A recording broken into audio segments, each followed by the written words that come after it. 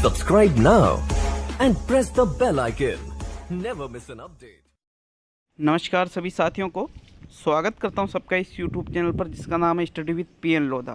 साथियों, आज हम साइकोलॉजी का पेपर नंबर 71 हल करने वाले हैं, जिसमें आपको कक्षा 11वीं की माध्यमिक शिक्षा बोर्ड राजस्थान की जो साइकोलॉजी की कक्षा 11 की बुक है उससे प्रश्न देखने को मिलेंगे। पूरे ही क्वेश्चन इस पुस्तक से लिए गए हैं, जो कि बिल्कुल शानदार क्वेश्चन है और एग्ज़ाम में भी आने की पूरी संभावना है साथियों, क्योंकि आरबीएससी की पुस्तकों में से ही आपका पेपर बनाया जाता है। तो चलिए शुरू करते हैं इस वीडियो को। एक एक क्वेश्चन को अच्छे से देखना, दोनों लेवल के लिए, लेवल 1 के लिए भी और लेवल 2 के लिए भी, दोनों के लिए काफ़ी ज़्यादा महत्वपूर्ण ये टेस्ट है। तो पहला क्वेश्चन देखते हैं साथियों। आपके प्रश्न संख्या 1 है, स्वप्न निद्रा से किसका संबंध है? सेतु या पोन्स का, सेरिबेलम का, मेरुरज्जु का और मध्य मस्तिष्क का। तो बताइए, जो स्वप्न निद्रा है मतलब जब हम नींद में होते हैं और हमें सपने आते हैं, हम सपने देखते हैं, स्वप्न देखते हैं, तो उसका संबंध किससे होता है? गहरी नींद में होने पर ही सपने देखे जाते हैं। देखो, एक होती है तीव्र गतिक नींद और एक होती है मंद गतिक नींद। जिसमें तीव्र गतिक नींद होती है उसी के अंतर्गत हम स्वप्न निद्रा में होते हैं साथियों। तो स्वप्न निद्रा का संबंध होता है सेतु या पोन्स से। किससे होता है? सेतु या पोन्स उसको कहा जाता है। आपका पहला क्वेश्चन जो है उसमें पहला ही विकल्प सही है। नेक्स्ट प्रश्न संख्या 2 को देखेंगे मित्रों। दूसरा क्वेश्चन समझना थोड़ा सा। बालक के विकास को निम्न कथनों द्वारा समझा जा सकता है, सिवाय इंच या पौंड में आकलित नहीं किया जा सकता है। व्यक्ति की क्षमताओं के प्रकट होने और विस्तार होने के रूप में परिभाषित किया जा सकता है। कार्यात्मक पक्ष द्वारा दर्शाया जाता है और संरचनात्मक पक्ष द्वारा दर्शाया जाता है। तो देखिएगा, प्रश्न संख्या 2 में कौन सा विकल्प आपका सही रहेगा? विकास को उस कथन द्वारा समझा जा सकता है, मतलब निम्न कथनों द्वारा तो समझा सकता है, लेकिन एक कथन ऐसा है, सिवाय मतलब एक कथन ऐसा है जो विकास के संबंध में गलत कह रहा है।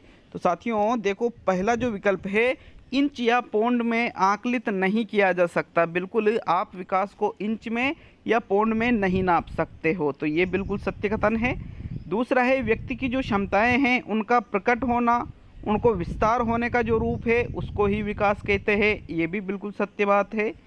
कार्यात्मक पक्ष द्वारा दर्शाया जाता है, कार्यात्मक पक्ष द्वारा ही विकास को दर्शाया जाता है साथियों।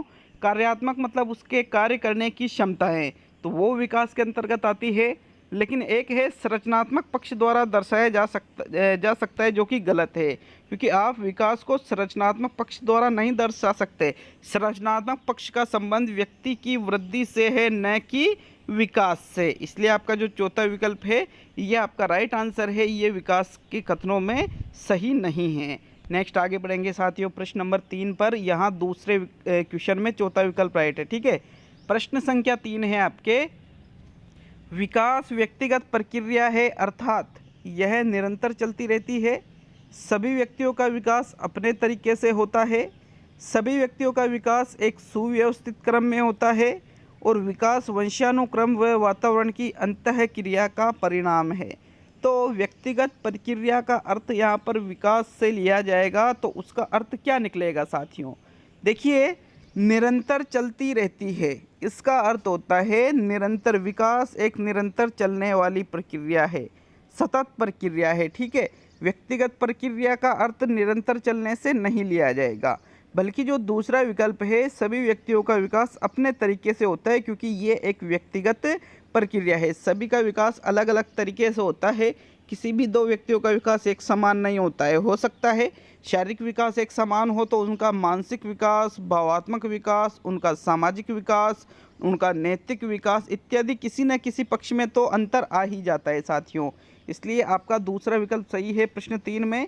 बाकी तीसरा जो विकल्प है, सभी व्यक्तियों का विकास सुव्यवस्थित क्रम में होता है, एक व्यवस्थित क्रम में होता है और वंशानुक्रम और वातावरण की अंतःक्रिया का परिणाम माना जाता है विकास को।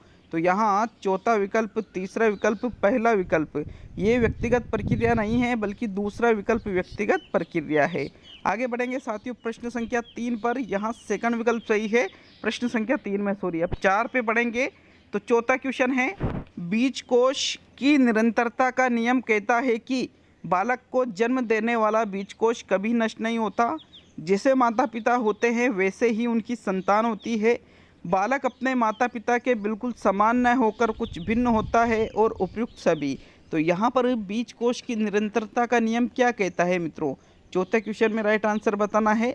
तो बीजकोष की निरंतरता का नियम कहता है कि बालक को जन्म देने वाला जो बीजकोष है ये कभी नष्ट नहीं होता, ये पीढ़ी दर पीढ़ी चलता रहता है। प्रथम विकल्प सही है। बाकी माता पिता जैसे होते हैं वैसे ही संतान, तो ये समानता का नियम है। और ये बिल्कुल समान न होकर कुछ भिन्न होना, तो ये भिन्नता का नियम है। तो साथियों यहाँ पर दूसरा तीसरा विकल्प सही नहीं है, ओनली प्रथम विकल्प सही है प्रश्न 4 में। चलिए नेक्स्ट प्रश्न नंबर 5 को देखेंगे। फ्रायड के अनुसार मनोविश्लेषण में सबसे कम भूमिका होती है अचेतनता की, पूर्व चेतनता की, चेतनता की और उपयुक्त सभी की। तो सिगमंड फ्रायड ने ही मनोविश्लेषण के ऊपर संपूर्ण कार्य किया है। यूँ मान लीजिए कि मनोविश्लेषण का नाम आता है तो वहाँ सिगमंड फ्रायड का नाम जरूर आता है साथियों। देखिएगा मनोविश्लेषण में इन्होंने सबसे कम भूमिका चेतन मन की मानी है, क्योंकि चेतन मन जो लगभग 10% ही होता है। 10% चेतन मन जो हमें बाहर से दिखाई देता है कि भाई ये व्यक्ति ऐसा है, वो बाहर से दिखाई देता है, वो चेतन अवस्था होती है उसकी। अचेतनता, पूर्व चेतनता, इनकी तो बहुत ज़्यादा भूमिका मानी है व्यक्तित्व में, और यहाँ चेतनता की भूमिका सबसे कम मानी है। इसलिए थर्ड विकल्प आपके 5वें क्वेश्चन में बिल्कुल सही है साथियों। नेक्स्ट आगे बढ़ेंगे प्रश्न संख्या 6 पर। तो 6ठा क्वेश्चन, माता से दंड मिलने पर बालक क्रोधित होकर अपना क्रोध अपने खिलौनों या अपने छोटे भाई बहनों पर निकालता है। कौन सी रक्षात्मक युक्ति काम में ली जा रही है? प्रतिस्थापन, प्रक्षेपण, अंतर्वेशन और प्रतिक्रिया निर्माण। तो बताइए प्रश्न संख्या 6 में कौन सी युक्ति का प्रयोग बालक के द्वारा प्रयोग में ली जा रही है? तो साथियों प्रश्न संख्या 6 में जो राइट आंसर है वो रहेगा प्रतिस्थापन। प्रतिस्थापन मतलब अपना गुस्सा दूसरों पर निकालना जो अपने से कमज़ोर है। जैसे माता से उसको दंड मिला है तो बालक को क्रोध आया, क्रोध किस पर निकाल रहा है? खिलौने पर या अपने छोटे भाई बहनों पर, क्योंकि वो उससे कम शक्तिशाली है, वो उनके ऊपर गुस्सा निकाल सकता है। तो यहाँ प्रथम विकल्प आपका 6ठे क्वेश्चन में सही है साथियों। नेक्स्ट देखेंगे प्रश्न संख्या 7 को। तो चलिए देखते हैं 7वें क्वेश्चन को।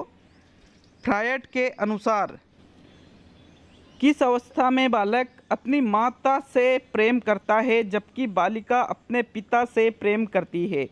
मुखीय अवस्था, गुदी अवस्था, लैंगिक अवस्था और सुषुप्ति अवस्था।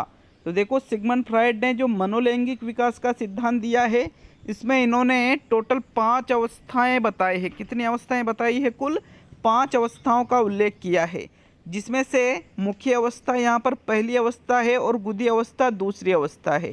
साथियों लैंगिक अवस्था तीसरी है और सुषुप्ति अवस्था चौथी अवस्था है। देखेंगे यहाँ जो सिगमंड फ्रायड ने बताया है कि बालक अपनी माता से और बालिका अपने पिता से प्रेम करती है, विपरीत लिंग मतलब एक तरह से। तो साथियों ये अवस्था इन्होंने बताई है लैंगिक अवस्था। कौन सी अवस्था बताई है? लैंगिक अवस्था इन्होंने कहा है इसका नाम। लैंगिक अवस्था में ही बालक में विपरीत लिंग का, यहाँ पर देखो विपरीत लिंग का मतलब माता और पिता से लिया जाएगा। यहाँ पर बालिका तो पिता और बालक अपनी माता से अधिक प्रेम करने लग जाता है। थर्ड विकल्प आपके 7वें क्वेश्चन में सही है साथियों। नेक्स्ट प्रश्न संख्या 8 पे आते हैं।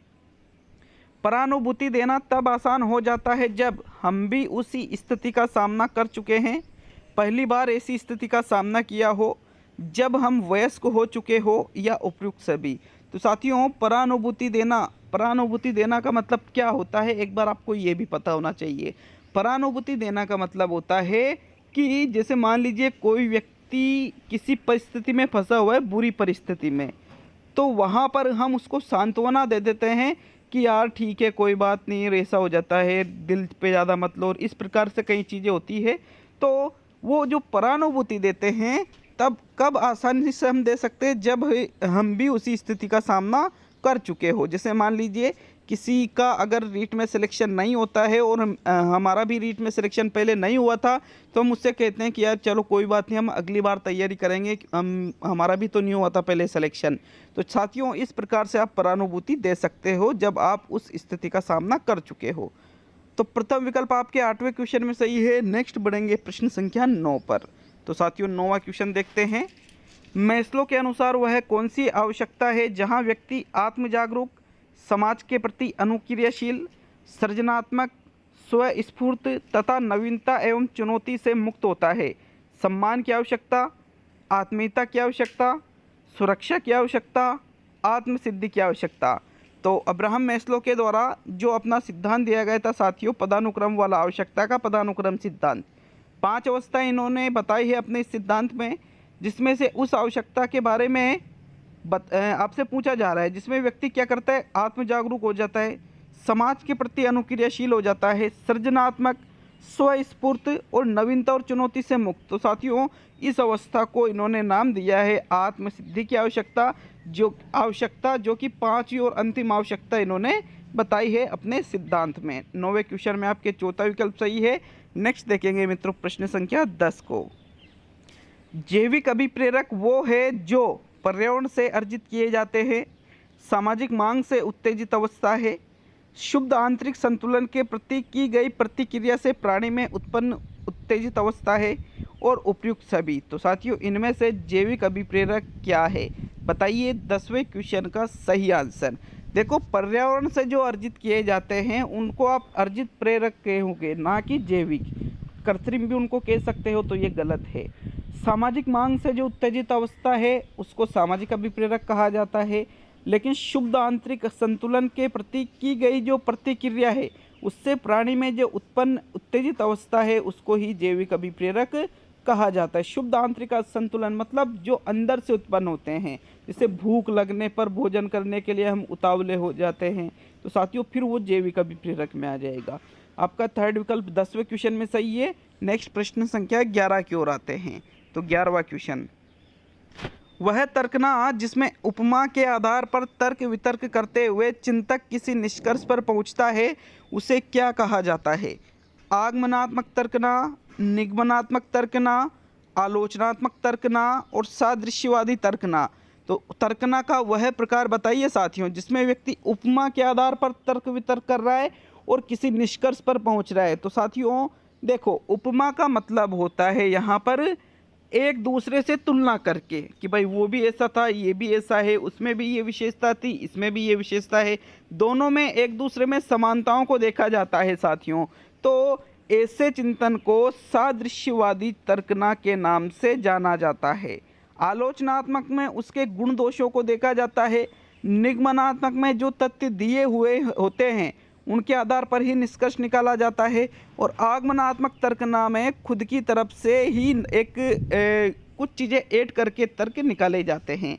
तो यहाँ चौथा विकल्प 11वें क्वेश्चन में सही है। नेक्स्ट प्रश्न नंबर 12 पे आते हैं। तो मित्रों 12वां क्वेश्चन, बच्चों द्वारा प्रश्न का सही उत्तर देने पर उनको टोपी देना किस प्रकार के अधिगम सिद्धांत से संबंधित है? प्राचीन अनुबंधन का सिद्धांत, क्रियाप्रसूत अनुबंधन का सिद्धांत, अंतर्दृष्टि अधिगम का सिद्धांत और प्रेक्षणात्मक अधिगम का सिद्धांत। तो बच्चों द्वारा प्रश्न का सही उत्तर दे रहे बच्चे, ठीक है, और आप उनको क्या दे देते हैं? टोपी दे देते हैं, मतलब चॉकलेट वगैरह कुछ दे देते हैं। तो साथियों इस प्रकार से यदि हम शिक्षण कराते हैं तो उसको क्रियाप्रसूत अनुबंधन का सिद्धांत कहा जाता है। क्या कहा जाता है उनको? क्रियाप्रसूत अनुबंधन का सिद्धांत, जो कि स्किनर के द्वारा दिया गया था। इसमें ही पुनर्बलन का कार्य किया जाता है साथियों। सेकंड विकल्प आपके 12वें क्वेश्चन में सही है। नेक्स्ट आगे बढ़ेंगे प्रश्न नंबर 13 की ओर। तो आपके 13वां क्वेश्चन, कौन से अधिगम में एक नया व्यवहार सीख लिया जाता है किंतु उसे व्यक्त नहीं किया जाता है जब तक कि उसे पुनर्बलित न किया जाए?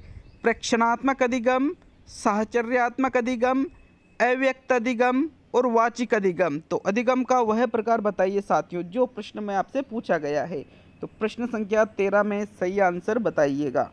वीडियो कैसा लग रहा है हमें कमेंट में ज़रूर बता कर जाए। इसके पहले भी मैंने पर्यावरण का पेपर नंबर 7 अपलोड कर दिया सुबह 6:15 साढ़े 6 के लगभग।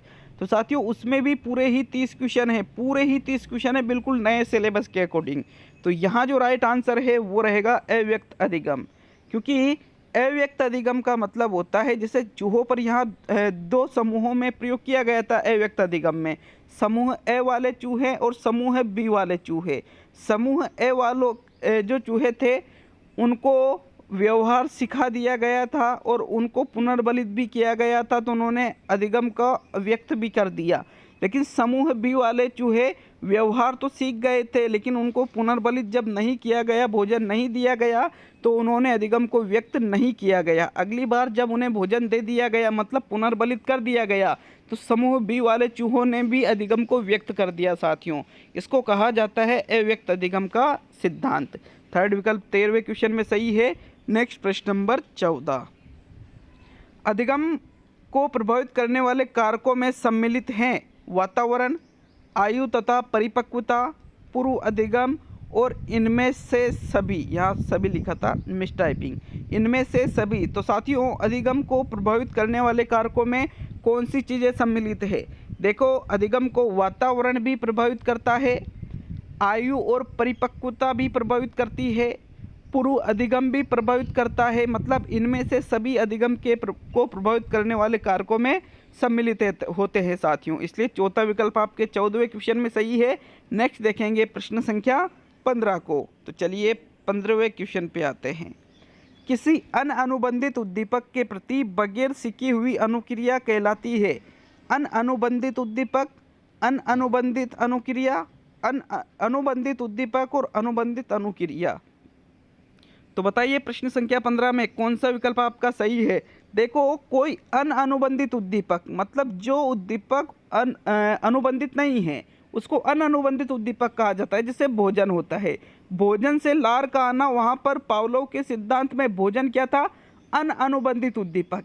इसके प्रति बगैर सीखी हुई अनुक्रिया। अगर अनुक्रिया यहाँ पर क्या थी? लार का आना। भोजन से अगर लार आ जाती है तो सीखा तो नहीं जाता है भाई, भोजन से लार का आना सीखा नहीं जाता है। तो ऐसी अनुक्रिया को भी अनअनुबंधित अनुक्रिया कहा जाता है, क्योंकि भोजन से लार का आना स्वाभाविक चीज़ है साथियों। इसलिए आपका दूसरा विकल्प 15वें क्वेश्चन में सही रहेगा। तो चलिए नेक्स्ट आगे बढ़ेंगे प्रश्न संख्या 16 पर। तो साथियों, आपके 16वां क्वेश्चन देखते हैं। 16वां प्रश्न, अनुक्रियाओं की एक श्रृंखला को उनकी प्रस्तुति के सुनिश्चित क्रम में सीखना कहलाता है। वाचिक अधिगम, शाब्दिक अधिगम, कर्मिक अधिगम और उपयुक्त सभी। तो 16वें क्वेश्चन में सही विकल्प का चयन करो। अनुक्रियाओं की जो श्रृंखला है, उनको प्रस्तुति के सुनिश्चित क्रम में यदि सीखते हो, जो प्रस्तुत किया गया है उसी क्रम में यदि हम अनुक्रियाओं को सीखते हैं, तो उसको वाचिक अधिगम कहा जाएगा, शाब्दिक कहा जाएगा, कर्मिक कहा जाएगा या सभी। तो साथियों, यहाँ जो राइट आंसर है वो है, उसको कर्मिक अधिगम के नाम से जाना जाएगा।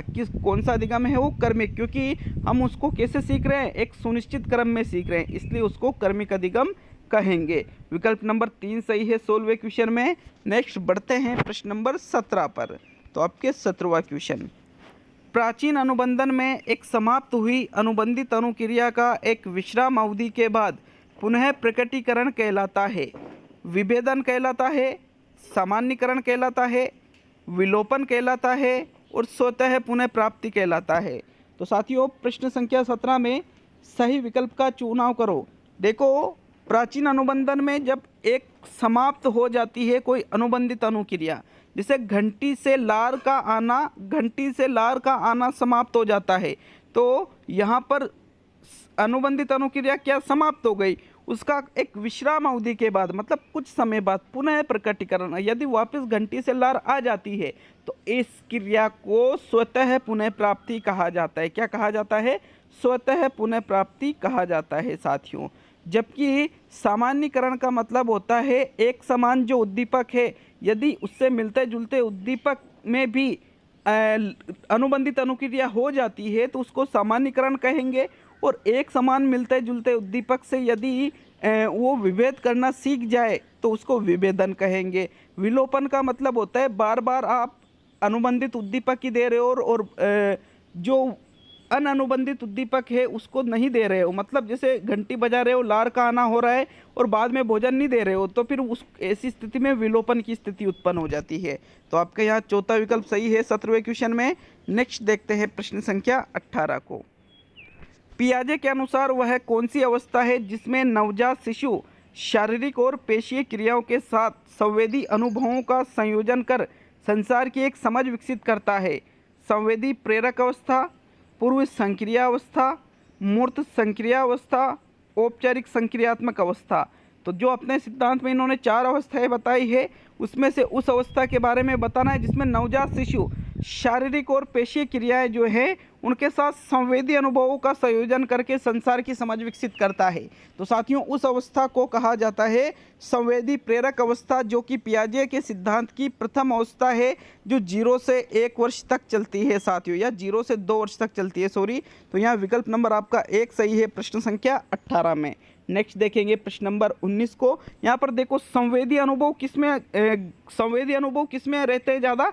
संवेदी प्रेरक अवस्था में। तो यहाँ इस क्वेश्चन का आंसर इस प्रकार भी निकाला जा सकता था। नेक्स्ट 19वां, जो कि आज का सेकंड लास्ट क्वेश्चन है साथियों। सामाजिक अधिगम में वह प्रक्रिया जिसमें बालक दूसरों का प्रेक्षण व अनुकरण करके सामाजिक एवं संज्ञानात्मक व्यवहार सीखता है कहलाती है। अभिप्रेरणा, मॉडलिंग, संवेग और मूल प्रवृत्ति। तो 19वें क्वेश्चन का सही आंसर बताओ। सेकंड लास्ट क्वेश्चन है ये साथियों। इसके बाद में अंतिम और 20वां क्वेश्चन देखेंगे, लेकिन आपको अगर वीडियो अच्छा लगता है तो एक लाइक जरूर करके जाइएगा साथियों। तो यहाँ 19वें क्वेश्चन में जो राइट आंसर है वो है मॉडलिंग। मॉडलिंग का मतलब ही यही होता है साथियों, जिसमें हम दूसरों को प्रेक्षण करते हैं, मतलब दूसरों को देखते हैं, अवलोकन करते हैं, फिर उनका अनुकरण करते हैं, उनके जैसा ही व्यवहार करते हैं, और हम सामाजिक व्यवहार करना और संज्ञानात्मक व्यवहार करना सीख जाते हैं। जैसे यहाँ पर वो जो बीड़ी वाला उदाहरण था कि घर में कोई व्यक्ति मान लीजिए बीड़ी पीता है, एक छोटा बच्चा उसको देखता है कि हाँ यार इस प्रकार से बीड़ी पी जाती है, ये जो चीज़ है ये पीने की चीज़ है। तो जब घर का वो सदस्य उस जो बची हुई बीड़ी होती है उसको फेंक देता है, तो बच्चा भी उस प्रकार से उसको पीने का प्रयास करता है। तो ये मॉडलिंग का ही उदाहरण है, देख करके अनुकरण करके सीखना। विकल्प नंबर 2 सही है 19वें क्वेश्चन में। अब आज का अंतिम और 20वां क्वेश्चन। तो साथियों कमेंट करके जरूर जाए कैसा लगा पेपर और कितने क्वेश्चन आपने सही किए हैं। 2 समान अवांछनीय लक्ष्यों के बीच द्वंद्व प्राय जिसका समाधान नहीं हो पाता है कहलाता है। उपागम उपागम द्वंद्व, उपागम परिहार द्वंद्व, परिहार उपागम द्वंद्व और परिहार परिहार द्वंद्व। तो साथियों प्रश्न संख्या 20 और अंतिम क्वेश्चन का राइट आंसर बता दीजिए। देखिए, 2 समान अवांछनीय लक्ष्य जिसको हम दोनों को नहीं चाहते हैं, क्योंकि अवांछनीय मतलब दोनों को नहीं चाहते हैं, उनके बीच में भी आपको किसी एक का चुनाव करना पड़े, तो ऐसे द्वंद्व को परिहार परिहार द्वंद्व के नाम से जाना जाता है। चौथा विकल्प 20वें क्वेश्चन में सही है। तो बहुत बहुत धन्यवाद सभी का वीडियो को पूरा देखने के लिए।